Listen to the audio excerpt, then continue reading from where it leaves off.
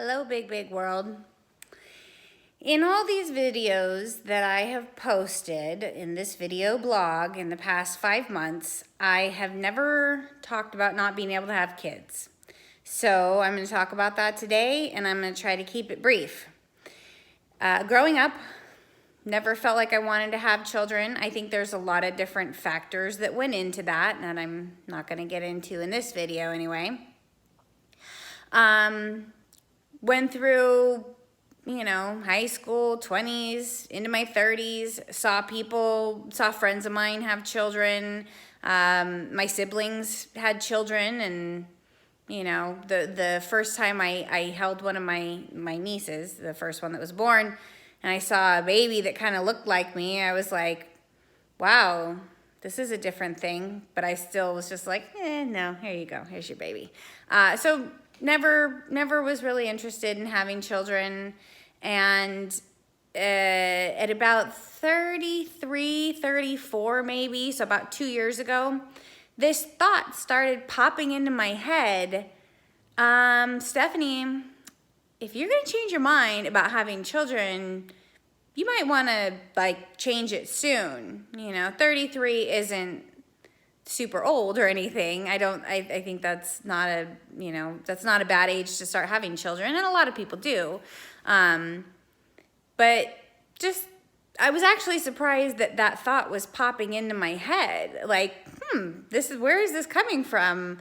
That just all of a sudden and it happened, repeatedly, that thought would just pop up into my head. Like, if you're going to change your mind, you need to change your mind now and have some babies if you're going to have babies.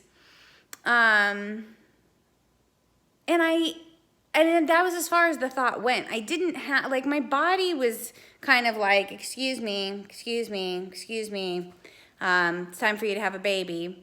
But I didn't feel, I definitely didn't take any steps to pursue, in that amount of time. But I was curious. It's interesting to me that this thought keeps popping up into my head.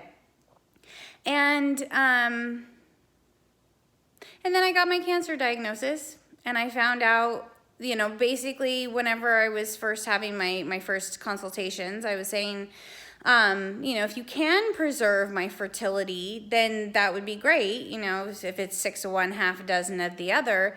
But it was very clear, no, you need to have your uterus removed and your tubes removed. We're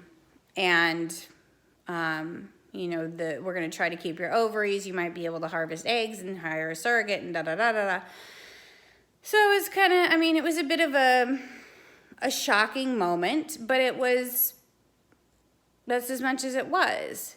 And I have made a decision to turn my will and my life over to the care of God. I make that decision daily.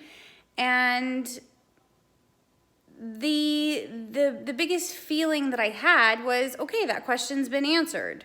That question of, am I going to have a baby? Is that something that's in the cards for me? And that question was definitively answered. Nope, you're not going to be having any babies. So there have been a couple moments. If you ask me today, are you sad that you can't have babies? The most honest answer I can give you is, yeah, kinda. In some moments, but mostly what I feel is just, okay, that question's been answered. That's not a thing for me. There have been a few, this is real moments, whenever I woke up in the hospital after my surgery, because of the COVID, they wanted to have me in a very sterile and secure environment. So I was in the ward with the new mothers, with their babies. Great. So there was tips for breastfeeding on the walls, and a couple of times as I'm shuffling around the halls, with my cart of things keeping me alive. I heard a newborn baby crying, and those moments it was like, whew, this is real. So that's kind of the short version. That's just my story.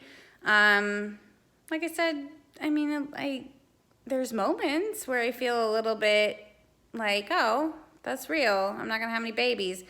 But I can't say that it's something that weighs heavily on me, or, and who knows how I'll feel in the future. This is my story so far. This is today, and that's kind of how I do. In case you haven't watched any of my other videos. One day at a time. Today, it's not something I feel real sad about. And I could tell you what, where a whole lot more of my attention is on the ways that I feel really lucky that this is how my story has played out. That I get to go on vacation for 5 weeks. I get to just kind of, there's just a lot of things. I get to have my house and my life the way I want it, and I get to, there's just, that's the choice that I have, is to be able to focus on, there's some really cool things about it. So, I guess don't be too sad for me. Just part of my story.